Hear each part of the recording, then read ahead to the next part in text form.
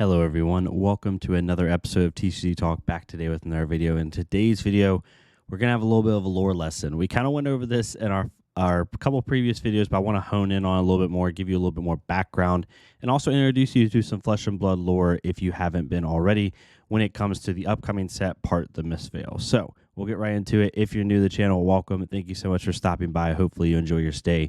If you're a long-standing supporter, thank you so much as always. Feel free to check out the Discord down below as well as the channel membership. We've had 14 channel members. It hasn't updated for some reason. 14 channel members on the channel this month, which is insane. We have about 5 days left if you want to check that out. Different tier levels, different giveaways and rewards for each one. It explains it in the channel membership, so definitely check that out. But we'll get right into it. So, part the Mistveil is coming up in May, and we kind of went over it a little bit, right, with our predictions video. I kind of gave context to why I think some of the things that I think. But I wanted to go a little bit more into Flesh and Blood lore and kind of talk about some things. And I want your feedback in the comments below if you can, especially if you watch my channel consistently and you really have, a good say on, some things that you want to see on my channel. Let me know if you want to see more lore bits like this. Maybe we can read the lore book on stream, especially the Misteria part, or go over it more in depth, kind of give our theories like 10 hats and stuff like that. But this is something I wanted to kind of get more into because a lot of people don't know that this exists, and I'll kind of talk about that as we get through it. But part of the Mistveil, we won't go too much over the announcement. The biggest thing we have to look at here, the only kind of clues we have, right? There's probably some clues hidden here. One, that there's going to be talents, and we'll kind of talk about that here in a second. Because I think the talents kind of go with the arts personally and potentially. So we'll talk about that, and we'll also talk about this. It says for 10,000 years, for 10,000 years, our ancestors have walked the path well traveled. Like the tiger stalking their prey, they have waited. Like the snake hiding in the murky water, they have waited. Like the waning faces of the moon, they have waited. Until now, truth lies beyond the mist, right? So this can be a bunch of different things. We don't know 100%, but we have some clues that kind of make sense when you connect the dots, but they could go in a completely different direction. But one thing I wanted to show, and this is in legendarystories.net. I will put the link down below. If you want to read all of the Flesh and Blood lore, people over at legendstories.net have compiled it all for you. You basically have an online lore book, plus all of the articles that LSS has put out about stuff. So this is in the Mysteria section. I have a couple things here. So the first one, I want to kind of give you a background on what Mysteria is, right? This section is called Steeped in Tradition. That says, behind the veil of the mist lies a hidden world concealed amongst the mountain ranges of Mysteria. Vibrant trees from steep cliffs, birds soaring through the canyons, and silverfish weaving through the rivers far below. Carved rock and hanging thick vines, the villages of Mysteria are home to people as steadfast and mysterious as the mountain ranges they call home. So Mysteria is like a ninja-esque like location, right? There are assassins there. There have been, I think, illusionists have also been around that area, but really it's just assassins and ninjas for the most part, as far as class is concerned. And it's a very hard to traverse area, right? The world beyond the mountains holds little interest to the people of Mysteria, who prefer to lead simple lives in the company of their fellow villagers, removed from the struggles of and petty conflicts of the outside world. They find satisfaction in introspection and self-discipline, train rigorously to strengthen their bodies. So it's very much like they are in their own area, and they don't let a lot of people in there, from what I understand. And it's also very, very hard to traverse, right? They talk about the landscape of Mysteria in equal parts being as treacherous as it is tranquil. And they have to traverse things through like ropes and like inaccessible areas that are inaccessible for most people. They must rely on their strength and agility to travel amongst the mountains. Racing along suspended ropes, scaling cliffs, and jumping across platforms are all second nature to the people, right? So that's kind of like gives you a background of what this is. And you can kind of go through this, and I won't go too much into that. The biggest thing we want to look at, again, we went over this in a prior video, but I want to do this, and then I'll kind of go more in depth. One is, what is this location, right? The Mistcloak Gully, right, is, and let me actually pull up this really fast. I'm gonna put this down, and I'm gonna put this. Like the Mistcloak Gully is pretty much all of this, right? So you can see on the Find Center map, like it's not just like one centralized location, right? Find Center, I'm pretty sure, shows the Mistcloak Gully in its entirety, or like a lot of it. Heron's Flight kind of shows you what, like all of it's considered the Mistcloak Gully. It's the ancestral home to the Sanin clan. I don't think it's all of Misteria, but it is a section of Misteria, right? As we pull this back up here, but it says the ancestral home of the Sanin. Mistcloak Gully is a sprawling collection of steep cliffs surrounding a natural lake. So it is probably a certain area in Misteria.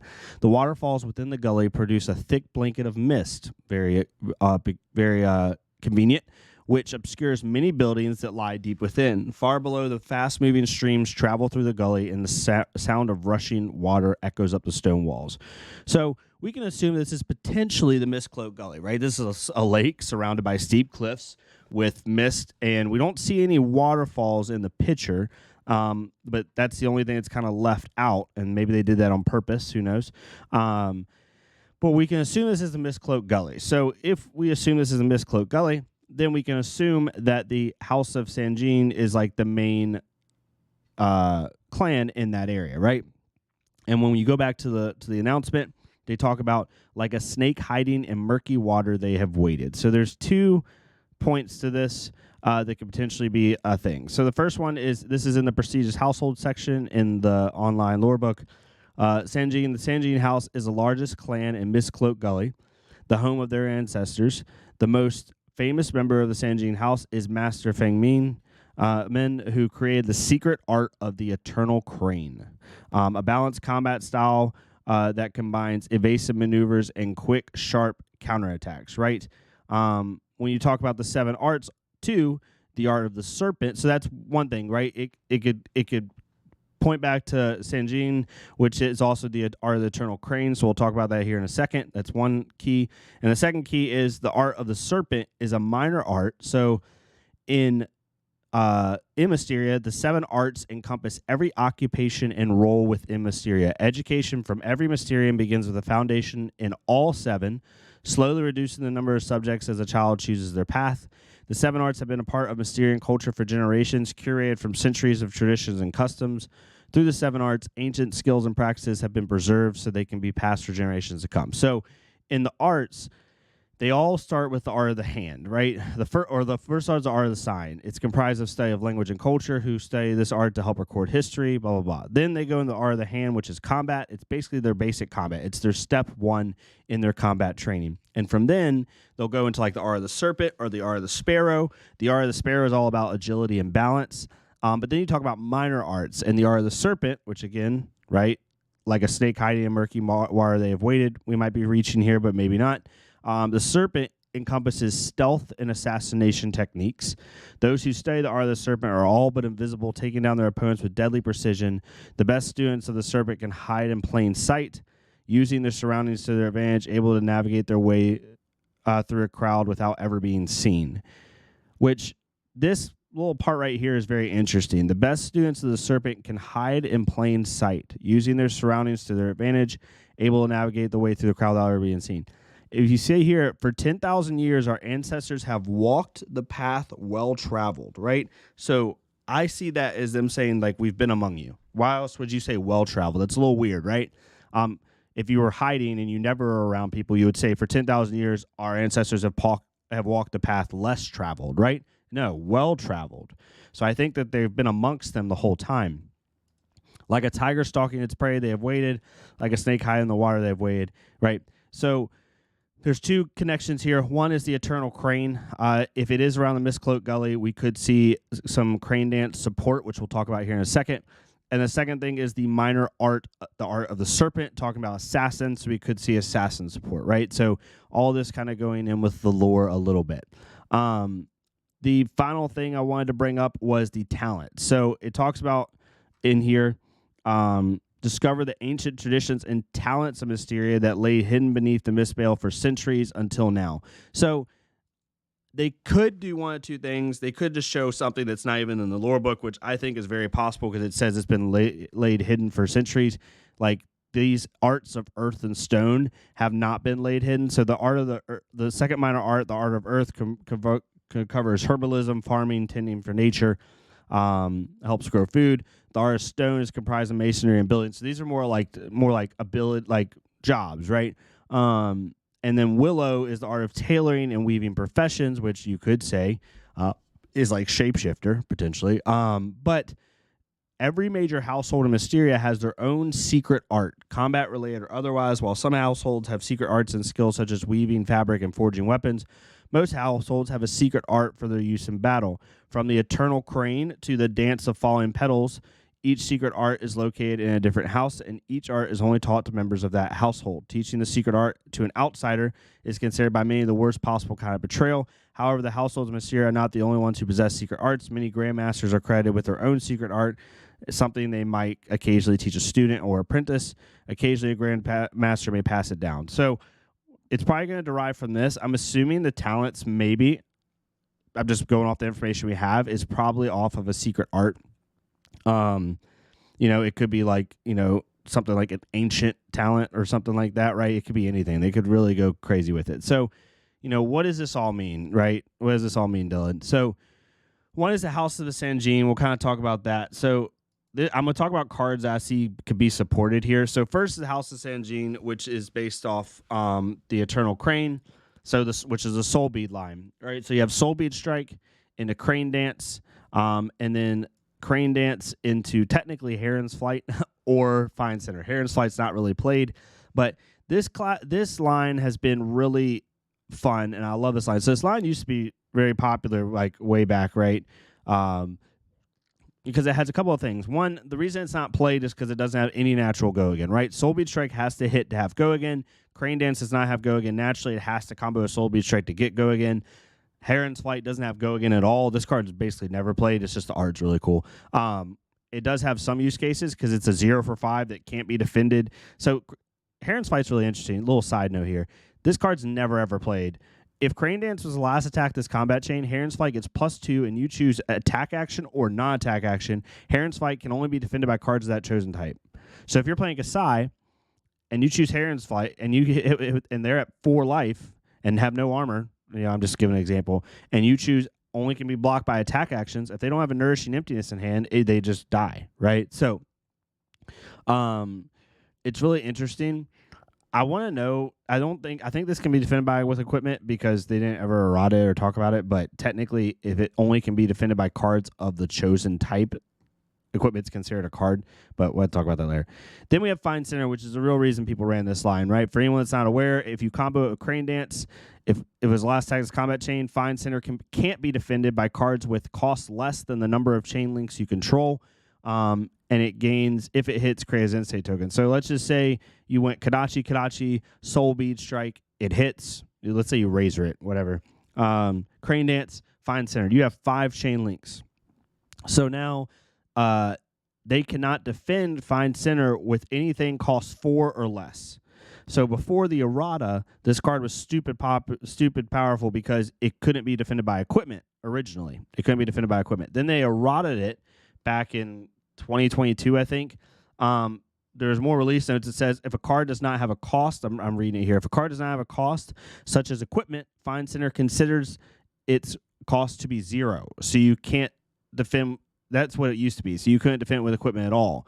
Now cards do have a declared cost, or don't have a declared cost at all. So there's no cost there. So you can defend it with equipment. So since they changed it to where you can defend it with equipment as long as it doesn't have an associated cost to it, then it made it a lot worse, right? But it used to be really, really good because if it hit, then you'd play the Zen State. You get a Zen State token for basically 2 of your opponent's turns because it enters with a balance counter on it on your turn. And then it goes into their turn with 1 balance counter. Then you take a balance counter off on your next turn. Then it goes into theirs with 0 balance counters, and then it dies on your next turn. But whenever a hero would be dealt damage, prevent 1 damage that source would deal. So if someone swung 50 rune chants at you, guess what? It prevents 1 source of each rune chant, which is the whole rune chant. So turn off rune chants, which is really good. It also turns off any breakpoint. If someone attacks you for 4 and you block 3 of it, it doesn't do anything. Or if you don't block at all, it just deals 3. It was really, really good, right? It could be like a ton of points of value, especially in a Runeblade matchup. So we could see this line getting some support if they go really really deep into the lore as far as, Mistcloak Gully and House of Sanjin and the Eternal Crane and all that other stuff, right? Crane Dance, Eternal Crane, right? Makes sense. That's just a tin hat theory. That doesn't mean this is definitely going to happen. It's just a good kind of fun topic to talk about. The next one We talked about the House of the Serpent, right? And we talked about assassins and in murky waters. Well, what card kind of fits all those boxes, right? It's not an assassin card, but it does fit all those boxes. Is Tiger Eye Reflex. This is in the Tolarian Community College kit in the Ira deck. It has ambush. While this is in your arsenal, you may defend with it. When this defends, create a crouching tiger in your banish zone. You may play it your next turn. So it's a 3-block that creates a crouching tiger on your turn, which can be very useful, obviously, on offense if you're doing the crouching tiger line. And it's, they're in what looks to be like a kind of murky, you can't tell if it's water or not, but it looks like kind of like hiding, right? And it looks like a kind of assassination type thing. So we could see some crouching tiger support. They also said like a tiger. We have been waiting, right? Tiger in the exact wording was like a tiger stalking its prey. They have waited, right? So we could see some of that. If you're going straight off lore, I'm anticipating some crouching tiger support. I'm anticipating some ambush support, right? Maybe a more defensive ninja. And then I'm also anticipating the Eternal Crane line.